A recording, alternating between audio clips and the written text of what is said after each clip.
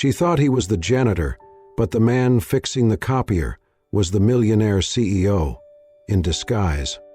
"Seriously? Not now?" Betty muttered under her breath, slamming the printer tray closed for the third time. The screen blinked the same message in cold defiance. Paper jam, tray 2. Her fingers trembled as she tried to pry the drawer open again. Her report, 3 weeks of late nights and early mornings, needed to be in the hands of her manager in less than 15 minutes. The meeting upstairs had already started. From behind, someone grumbled, "If you're done crying over the printer, maybe let someone else try." Betty flinched. "Sorry," she whispered, stepping aside. The man passed by with a huff. She rubbed her temples. Her blouse was damp at the collar. She hadn't even had her coffee. Her stomach turned, not from hunger but from that sinking, familiar weight. Failure. She was 29, with a 3-year-old daughter and a 2-bedroom apartment she could barely afford. 3 years ago, she was a stay-at-home mom, baking dinosaur cupcakes and folding onesies.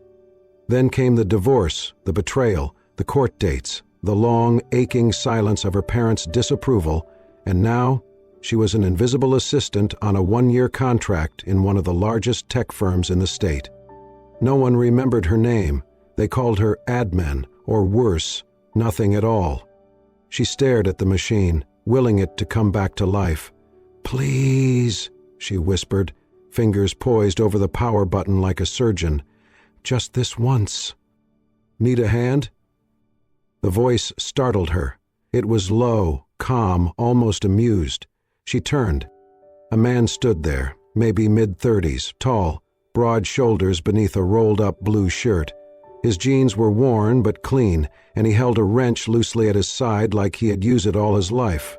No badge, no clipboard, just a calm presence and faint smell of fresh pine soap. Yes, the tray's jammed and," she stammered, stepping back. "I think it hates me." He chuckled and crouched beside the printer, his hands moving with practiced ease. "Machines don't hate, but they do get tired, just like people." Betty watched as he slid out the tray and flipped open a back panel she did not even know existed. His hands were clean but calloused, real hands, not office ones. He didn't look like someone from this building. Everyone here wore watches that cost more than her rent. He didn't even wear a belt. "Thanks," she murmured, hugging her file close to her chest. He glanced up at her. "Tough morning?" Betty let out a sharp laugh, then bit her lip. "You could say that. I'm probably the only person here who cries in the bathroom at 8:00 a.m. on a Monday."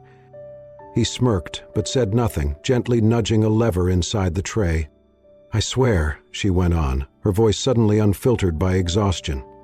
"This place. It's all perfect glass walls and empty smiles. Everyone talks metrics and synergy and deliverables, but no one actually sees each other. My manager? Brilliant on paper, cold as marble in person." Still silent, the man pulled out a crumpled piece of paper that had twisted into the printer's roller. "There's your culprit." Betty blinked. "You fixed it?" He nodded, stood, and wiped his hands on a small cloth from his back pocket. "You should be good now." As the printer whirred back to life, Betty almost cried again. "Thank you. Really. You just saved my entire week."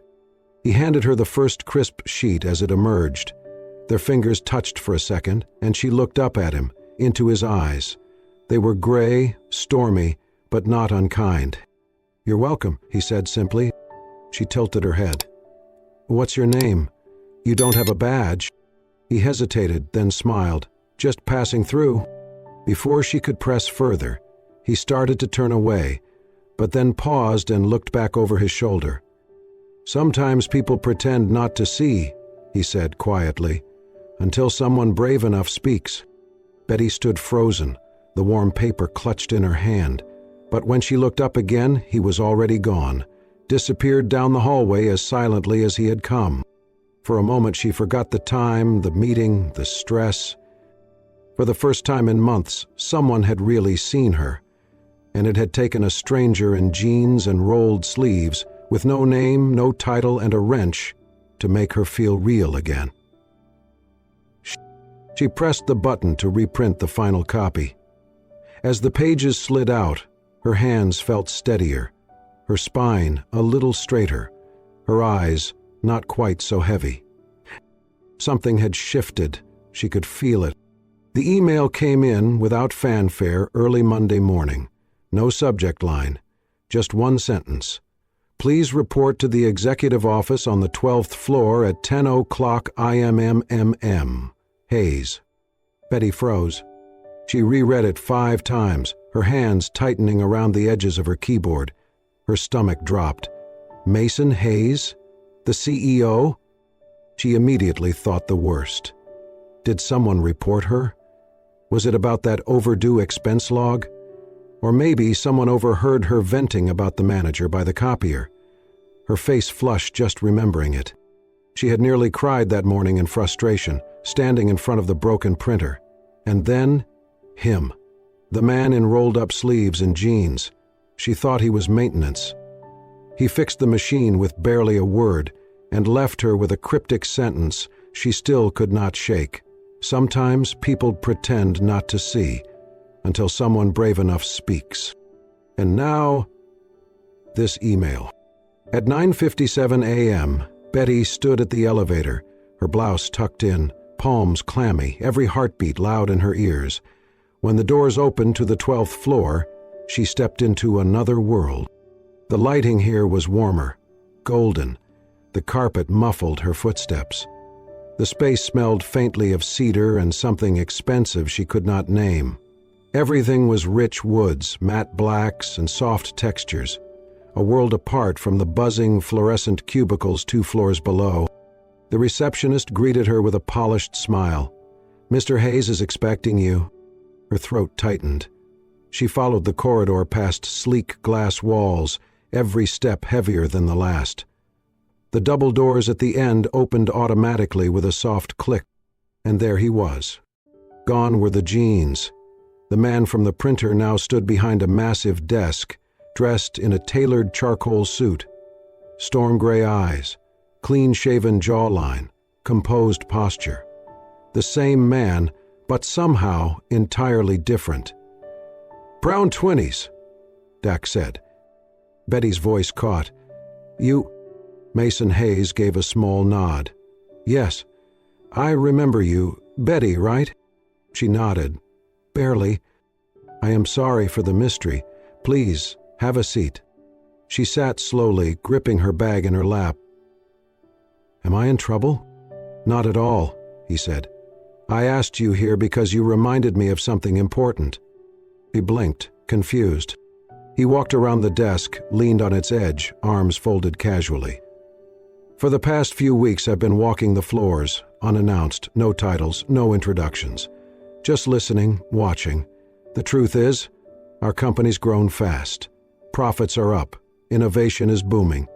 But something's missing." He paused. "We lost our humanity."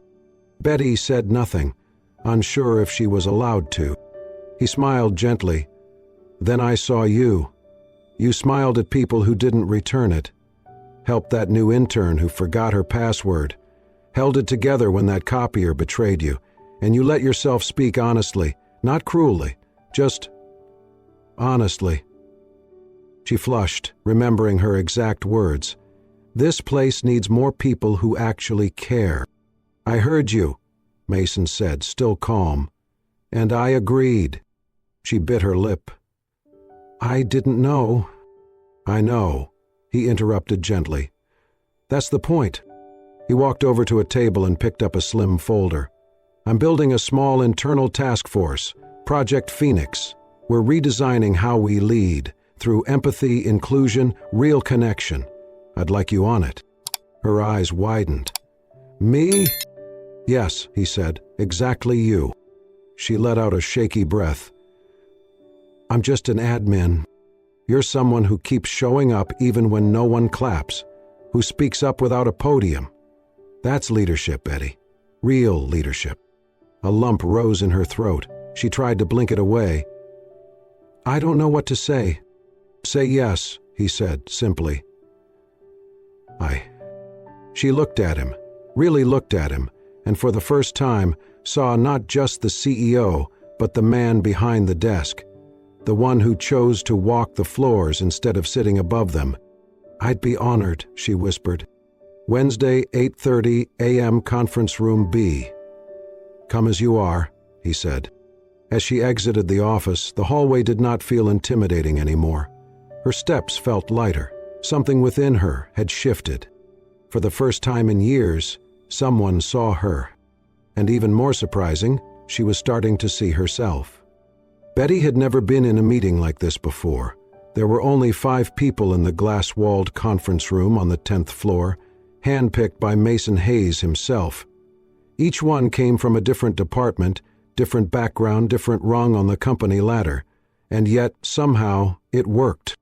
The first time she stepped in, Betty clutched her notebook like a shield. She wore her second-best blouse and had triple-checked her hair in the mirror that morning. She was used to being the one who listened, not the one expected to speak. But Mason greeted her with a nod, pulled out a chair for her himself, and said, "We don't do formalities here, we do truth." That first meeting was quiet for her. She listened more than she spoke, noting how the others tossed out ideas about making the workplace more inclusive, more compassionate. Mason never dominated the room. He asked questions. He let silence stretch until someone filled it. He listened like it was the most important part of his job. On the second day, Betty found a cup of coffee waiting on her desk before the meeting. It was exactly how she liked it. Light, no sugar. Tucked beneath the cup's cardboard sleeve was a small post-it note in tight, slanted handwriting. "Thanks for reminding me how much kindness matters. M." Betty stared at it for several seconds, unsure whether to laugh or cry. No one had ever thanked her just for being kind. By the 3rd week, something had changed. She no longer hesitated when asked for her thoughts. When the topic of emotional burnout came up, she spoke softly but clearly. Sometimes people don't leave because of the workload. They leave because no one sees them. Mason met her gaze, nodded once, and wrote it down. Word for word. Later that day, he stopped her in the hallway. "That line? It's going up in the next company newsletter. It deserves to be heard." Betty flushed. "Really?" He smiled. "Really?" Every week, she found a new cup of coffee waiting. Sometimes with a quote, sometimes with a thank you. Once it just read, "You've changed more here in 2 weeks than some have in 10 years." She began to carry herself differently, not because she wanted Mason's approval, but because, for the first time, she felt her presence mattered, that she could affect something beyond a spreadsheet. Other team members started asking her advice. One even called her the heart of the project during a brainstorming session. Betty laughed it off, but deep down, it stirred something powerful inside her. For years, she had shrunk herself to fit into corners. Now, she was learning to take up space again. Mason never made it about him. He always gave credit, always asked how others were doing before giving instructions. But there was something in the way he looked at Betty during those meetings, an attentiveness that wasn't professional, yet never crossed a line. She noticed how he paused when she spoke, how he leaned slightly forward, hands folded, genuinely listening. There was no judgment in his eyes, only a kind of recognition. After one particularly long session, as they exited the room, Mason walked beside her. "You're good at this," he said. "Nation." "At what?" "At seeing people, really seeing them. That's rare." She didn't know how to respond, so she just said, "Thank you." He looked at her then, not the way a boss looks at an employee, but like someone trying to read a story still being written. "You remind me," he said quietly, "why I started this company in the first place." And just like that, the space between them grew warmer, more familiar, not romantic, not yet, but undeniably human. By the end of the month, Betty had stopped double-checking her words. She no longer sat at the edge of her seat. She spoke, she challenged, she suggested, and when she laughed, it wasn't apologetic. Each morning, the coffee cup still waited. But now, she looked forward to it, not just for the caffeine, but for what it symbolized. A small act, a big change, and a man who saw her not as a project, but as a person. Betty had always kept her head down. Even in the New Culture Committee meetings, even with Mason's support, she tried not to attract too much attention. But lately she could feel the change. And not all of it was welcome. Whispers started the week after Mason quoted her in the company newsletter. Betty had submitted the line without attaching her name, but somehow it got out. "She acts like she's better than us just because the boss likes her," someone muttered just outside the break room.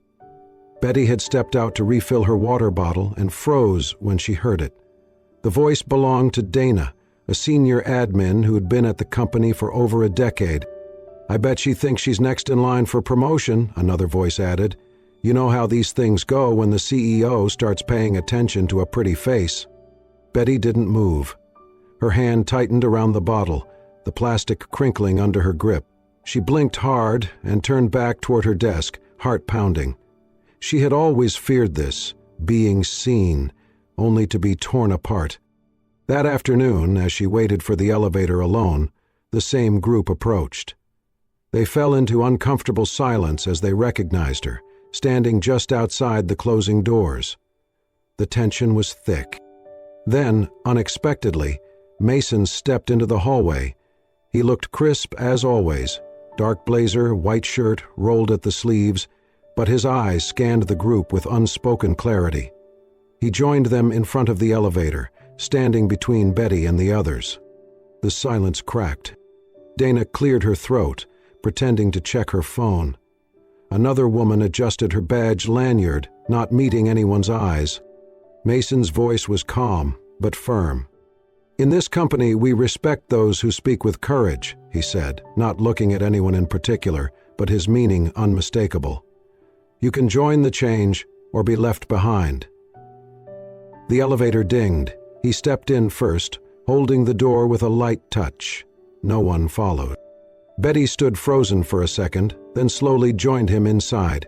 Neither of them spoke. But when their eyes met, Mason gave her the smallest, most reassuring smile, one that said, "You're not alone." Later that day, HR sent out an announcement. All employees were to attend a new Empathy in the Workplace training, with the executive team leading the sessions. It was not framed as a punishment, but everyone knew it was a response. The next morning, Betty arrived at her desk to find a small white box tied with a gold ribbon. Beside it, a folded note, written in a looping, slightly nervous hand. "We're sorry. Thanks for doing what we didn't dare." Inside the box were lemon shortbread cookies, Betty's favorite. She didn't know how they knew, but the gesture softened her heart instantly.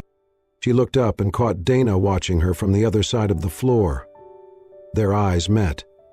Dana gave a tiny nod. At lunch, two of the women from that same group asked Betty if she wanted to join them for takeout. She hesitated, then accepted. Over sandwiches and fruit cups, they talked about kids, late-night email habits, and the ridiculous price of parking.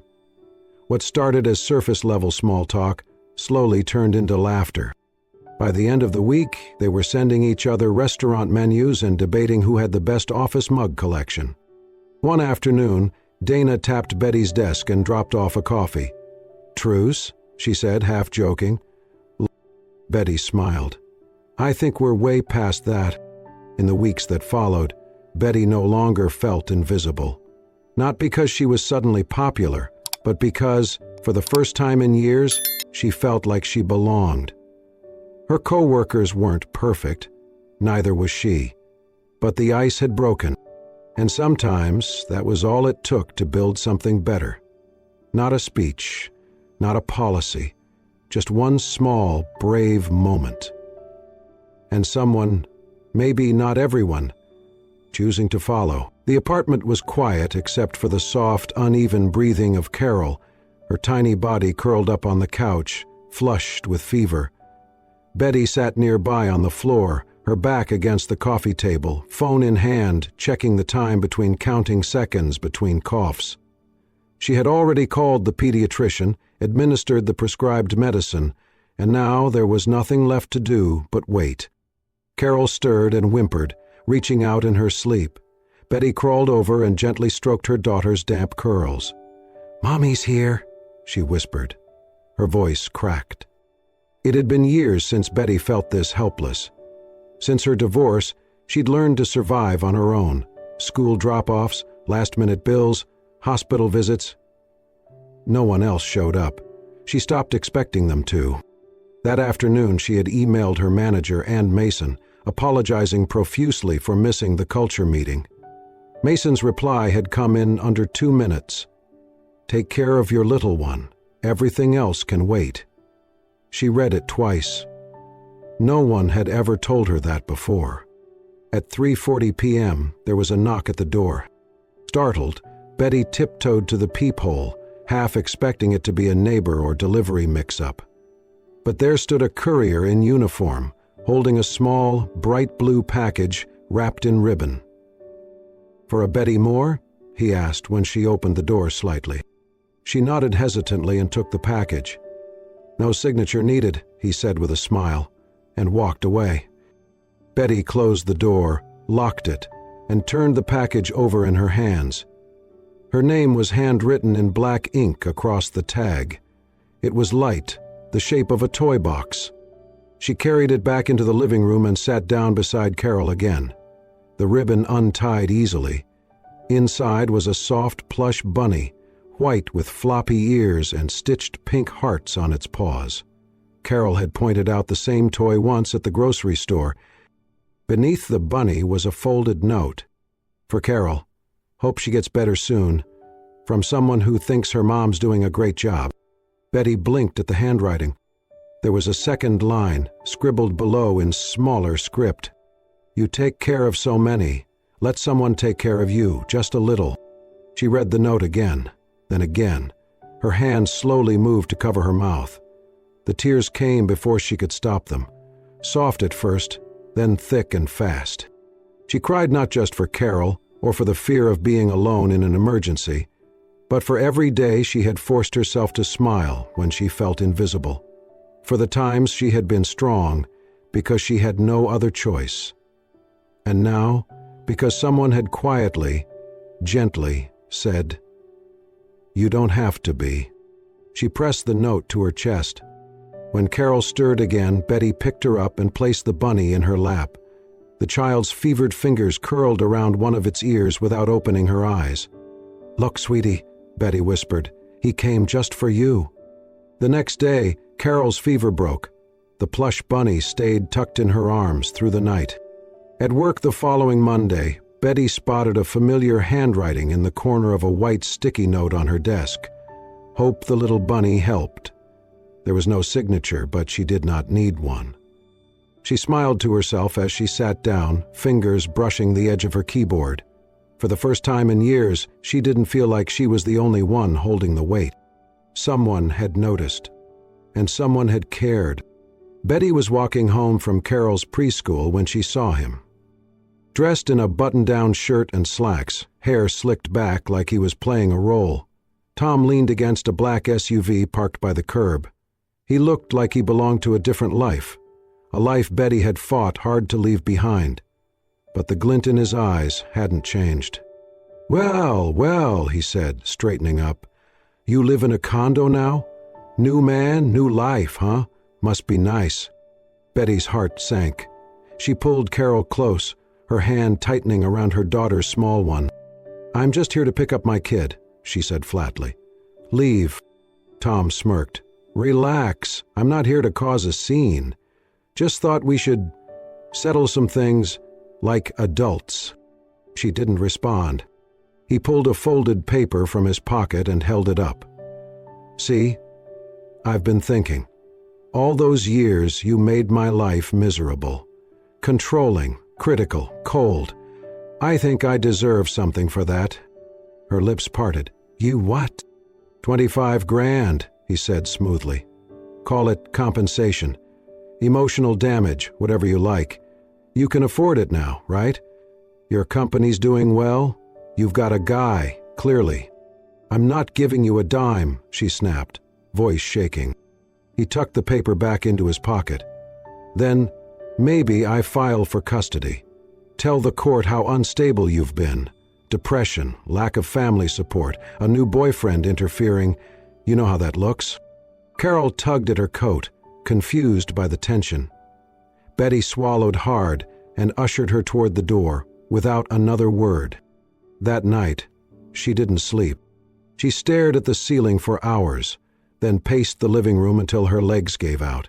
She had no concrete proof of Tom's past threats, no restraining order, no witnesses to the manipulation and isolation he had subjected her to for years.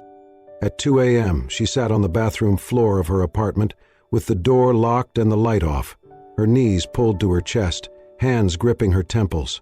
Her breath came in shallow bursts. She looked up at her reflection in the mirror across from her.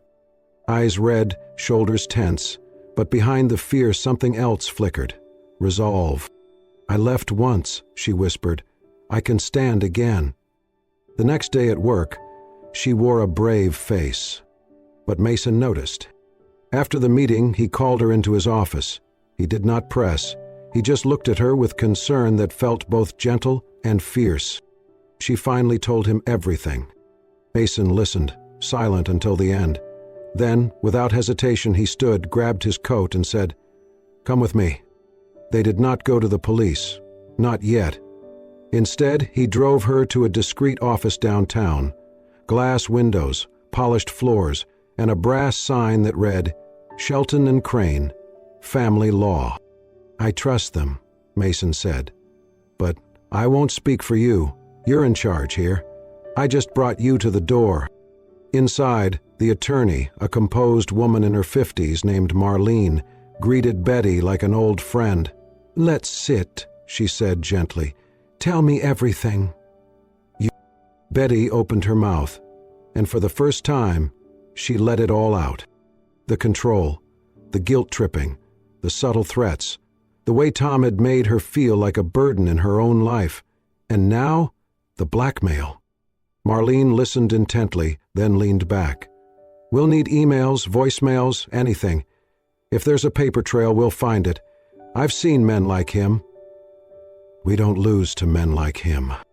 Later that night, as Betty walked out of the building, she saw Mason waiting in the lobby with 2 cups of tea. He handed one to her without a word. Betty took a sip, her hands still trembling, but steadier than before. "Thank you," she whispered. "You don't have to thank me," Mason said. "You're the one who stood up today. I just drove." The courtroom was colder than Betty expected. Pale walls, harsh fluorescent lights, rows of strangers waiting their turn with lives in chaos. But nothing felt more chilling than the man sitting across from her. Tom, her ex-husband, dressed like the victim he was pretending to be. A pressed shirt, clean-shaven, that same smug look that used to crush her confidence. Betty sat straight, her palms flat on her lap. Next to her, Marlene, her attorney, was calm and collected. Behind her in the 3rd row, Mason sat silently. He had insisted on being there, not to speak, but to show her she was not alone. The judge entered, and the case was called. Tom's attorney was the first to speak. He painted a story of mental distress, financial hardship, and emotional abuse on Tom's side. "You gave up years of his life," the lawyer declared. "And now, with the respondent enjoying a stable career and a wealthy partner, she owes him compensation for the emotional toll." Betty clenched her jaw, keeping her breath steady. Then it was Marlene's turn. She stood without theatrics, her voice smooth as she laid out the facts. A history of controlling behavior, voicemails where Tom threatened custody unless he got money, a signed complaint from a neighbor who had witnessed Tom yelling outside Betty's old apartment, and finally, the email. Marlene held it up for the judge. A printed message where Tom wrote, "You think just because some rich guy is in your life now you can erase the past? Pay up, or I'll make sure the court takes your daughter." The judge asked if Betty wished to speak. She stood. Her knees were shaking, but her voice was steady. For years I was quiet. I stayed quiet because I thought it kept me and my daughter safe. But silence never protected me. It only protected him. Tom rolled his eyes, but Betty did not look his way. I'm not speaking today as someone who's perfect. I'm not even speaking as someone who's not afraid. I'm terrified, but I'm speaking anyway, because I'm a mother. And Carol deserves a life free from fear, from manipulation, from men who think love means control. A pause. She deserves better, and so do I. The courtroom was silent. The judge looked at Betty with something almost like admiration. After closing remarks, the judge called a recess. Mason didn't move from his seat, but Betty turned just for a moment, and their eyes met. He gave her the smallest nod. His hands were clenched around the wooden armrest. He was proud and furious, and holding back everything except belief in her. The judge returned with the ruling. The petition for compensation was dismissed. Tom's custody request was denied. Furthermore, based on the evidence and past behavior, the court issued a permanent no-contact order. Tom was not to approach Betty or Carol again under any circumstance. Betty exhaled for the first time in days. When it was over, she stepped out into the courthouse hallway, the noise of other cases muffled behind her. Behind her, Mason was there. "You were incredible," he said quietly. Betty blinked back tears. "No," she whispered. "I was just tired of being afraid." He nodded. Then, without another word, he reached for her hand, not to guide her, not to comfort her, but simply to hold it. Equal, present, steady, and for the first time in years, Betty did not flinch. The end-of-year celebration had always been just another formality in Betty's mind, a crowded room with too many name tags and not enough meaning. But this year, everything felt different. The large atrium on the 12th floor had been transformed into a warm, candlelit space filled with soft music, laughter, and the scent of cinnamon pastries. A banner overhead read, "Celebrating growth, courage, and kindness." Betty stood near the back, blending in as she always had. But she could feel Mason's presence across the room, even before she saw him. He wasn't in a suit this time, just a dark sweater and rolled sleeves, like the first day she met him. Like the man who had fixed the copier and quietly handed her a reason to speak. The lights dimmed slightly as the HR director stepped up to the mic. "And now," she said, smiling, "we come to a special moment, an award that didn't exist until this year, the Inspiration Award. It goes to someone who reminded us that courage doesn't always roar. Sometimes it works quietly, steadily, and still changes everything." Betty's name was called. Applause followed, genuine, full, the kind that echoed deeper than the walls of the building. As Betty walked up, her heart pounded. Mason met her at the podium, holding the award, an elegant glass sculpture in the shape of a rising flame. But instead of handing it over, he took her hand. "I wasn't supposed to be here today," Mason began, his voice strong but warm. "I mean at this exact spot. A CEO doesn't usually get involved with copier repairs or with award presentations. But then again, some things are worth stepping out of the rule book for." He turned to the crowd. "We need more people like Betty," he said, his eyes locked with hers. "And I need her too." There was a pause, the kind that wrapped a room in a gentle hush.